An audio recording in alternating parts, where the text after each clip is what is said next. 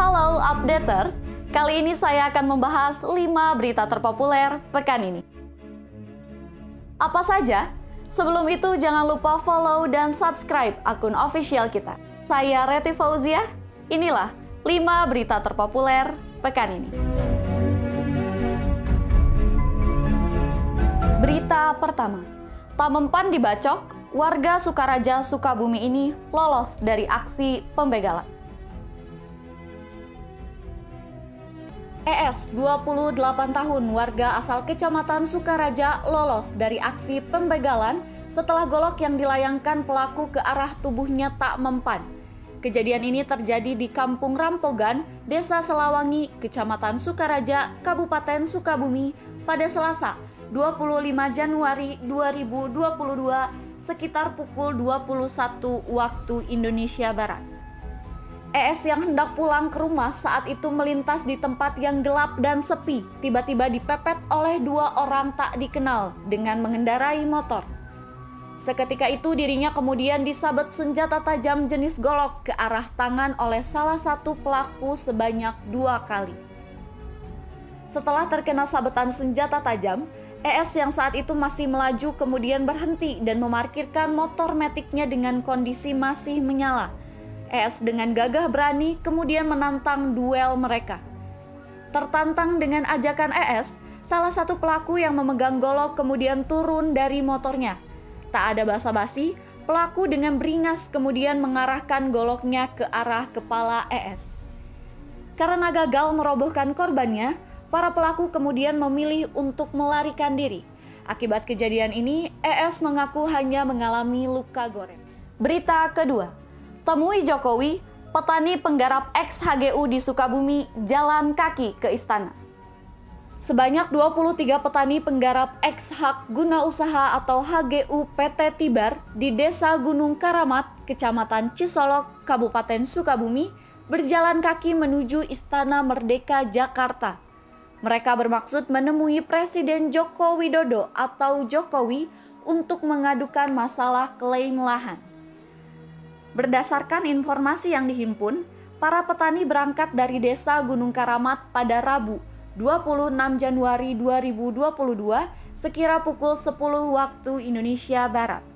Sebelum berangkat, mereka menjalani pemeriksaan kesehatan di klinik di Desa Gunung Karamat. Kekinian, Kamis 27 Januari 2022, puluhan petani itu sudah tiba di Ciawi, Bogor. Salah satu petani yang ikut, Samsudin atau akrab disapa Udin, 57 tahun, mengatakan rombongannya mewakili petani penggarap ex-HGU PT Tibar ingin bertemu Presiden Joko Widodo untuk menyampaikan aspirasinya soal surat pelepasan hak atau SPH seluas 292 hektar. Menyampaikan aspirasi, kata Samsudin. Diketahui, HGU perusahaan perkebunan teh dan karet PT Tibar dinyatakan habis pada tahun 2000. Atas permohonan pemerintah Desa Gunung Karamat, PT Tibar mengeluarkan SPH 292 hektar pada 2012 untuk permukiman, fasilitas sosial, fasilitas umum, sawah, dan kebun. Kemudian seluas 834 hektar di take over ke PT BSI pada 2014-2015. Berita ketiga, evakuasi jasad pria di Pantai Batu Panganten, Sukabumi memakan waktu hingga 4 jam. Setelah melakukan proses evakuasi selama 4 jam, tim SAR gabungan akhirnya berhasil mengangkat jasad seorang pria berinisial IM warga Desa Ciparai, Kecamatan Jampang Kulon, Kabupaten Sukabumi ke daratan. Sebelumnya jasad IM ditemukan warga terombang-ambing di Pantai Batu Panganten, Desa Purwasedar, Kecamatan Ciracap, Kabupaten Sukabumi pada Rabu 26 Januari sekira pukul 12 waktu Indonesia Barat. Jajang mengungkapkan, kondisi ombak di sekitar lokasi yang cukup besar membuat jasad IM bergeser dari titik awal penemuan ke arah timur sejauh 100 meter sehingga terbawa masuk arus gelombang ke dalam lubang besar di bawah tebing pantai. Dengan teknik hauling atau memindahkan objek atau korban dari posisinya ke titik atau tempat yang lebih tinggi dengan menggunakan tali, Jasad IM akhirnya berhasil dievakuasi ke atas tebing oleh tim SAR sekira pukul 18 waktu Indonesia Barat. Setelah berhasil dievakuasi, jenazah IM sekitar pukul 19.00 waktu Indonesia Barat kemudian dibawa ambulans Desa Ciparai untuk disemayamkan di rumah duka sebelum dikebumikan. Berita keempat, pria diduga ODGJ ini sholat di tengah jalan di Sukabumi. Arah kiblat jadi sorotan. Beredar sebuah video yang memperlihatkan seorang pria yang diduga merupakan ODGJ, orang dengan gangguan jiwa, tampak sedang melakukan gerakan sholat di tengah Jalan Raya Ahmad Yani, Kelurahan Nyompong, Kecamatan Warudoyong, Kota Sukabumi pada Senin 24 Januari siang. Berdasarkan video berdurasi 25 detik yang diterima SukabumiUpdate.com, pria yang diduga ODGJ ini nampak begitu khusyuk memperagakan gerakan sholat dari takbiratul ihram hingga ruku tepat di tengah jalan raya seberang alun-alun kota dan pendopo Kabupaten Sukabumi. Sementara itu, kondisi jalanan dalam video tersebut nampak ramai. Beberapa kendaraan melambatkan laju kendaraan agar tidak menabrak pria tersebut.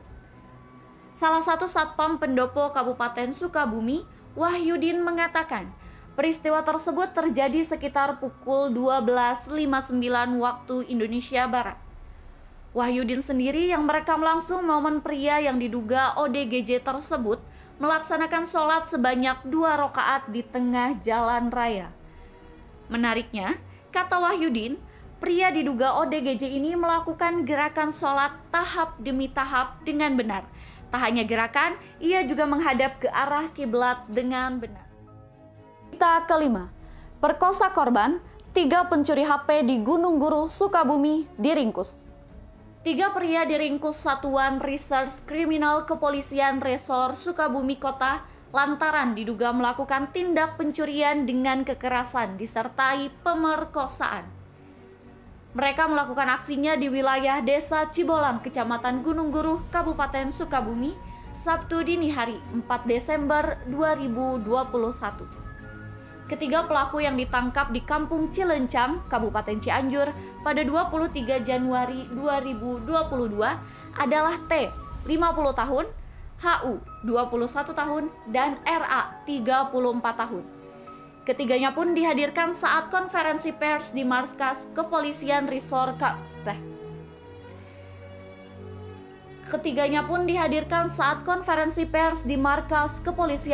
Sukabumi Kota pada Kamis 27 Januari 2022. Ketika itu mereka melakukan aksi sekiranya pukul 3.30 waktu Indonesia Barat. Kepala Kepolisian Resor Sukabumi Kota, Ajun Komisaris Besar Polisi Zainal Abidin mengatakan, pelaku T dan HU mencuri 6 handphone, sementara pelaku berinisial T juga memerkosa korban yang berinisial NSY, 49 tahun. Sedangkan pelaku RA menunggu teman-temannya di luar rumah korban dan memastikan situasi aman. Selanjutnya, pelaku T dan HU mengambil 6 handphone milik korban dan saksi. Sementara T langsung memerkosa korban NSY. Usai melakukan perbuatannya, para pelaku langsung kabur dan dijemput RA menggunakan sepeda motor. Adapun barang bukti yang berhasil diamankan adalah 1 unit sepeda motor merek Yamaha Mio GT warna merah dengan nomor polisi F3742YZ, 1 senjata tajam jenis golok, 1 handphone merek Vivo Y20, 2 buah dusbook handphone, 1 potong celana dalam, 1 potong baju daster, 1 set spray, dan 2 tali pengikat.